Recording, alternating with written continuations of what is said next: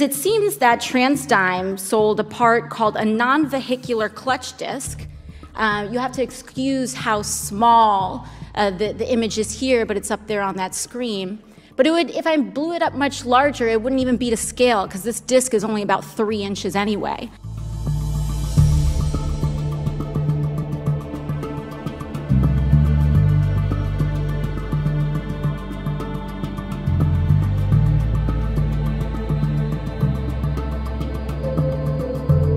A pair of jeans can cost $32. Imagine paying over $1,000 for that. But the good news here is that what I've found is that the cost of about 149 of these clutch discs will cost, at cost, is about $4,768, except TransDigm charged the public $215,007. That is a margin of about $210,239. Mr. Howley, are you aware how many doses of insulin we could get for that margin?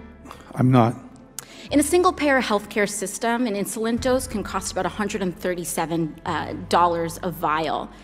I could have gotten over 1,500 people insulin for the cost of the margin of your price gouging for these vehicular discs alone.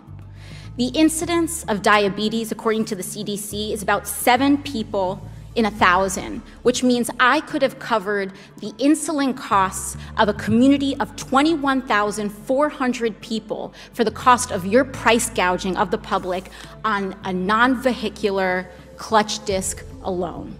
I could have sent 21 kids to college. I could have sent 18 toddlers to free preschool for a year in the most expensive city in America. So my question to you is, why should we give you another dime? It seems to me the government always has the choice of what to buy and what not to buy from us. We believe that we provide the government with well-designed, well-manufactured, high-quality product. We deliver it in a timely fashion, and we support it when there's a problem. How much competition do you have? How many competitors do you have in this market? We have I don't know this individual part, just because we make 200,000 parts, but I would say there's almost no product we make where there aren't other alternatives to buy the part.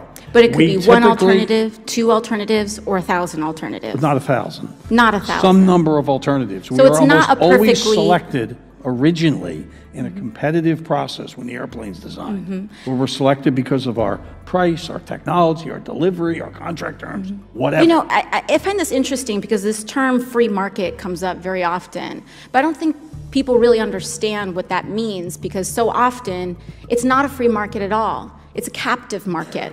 It's one where we're forced to choose between 2 to 3 people. Oftentimes in these processes, there is significant argument and there's significant evidence that there's collusion in these markets, that it's not a perfectly competitive market, because a perfectly competitive market requires a large amount of competitors.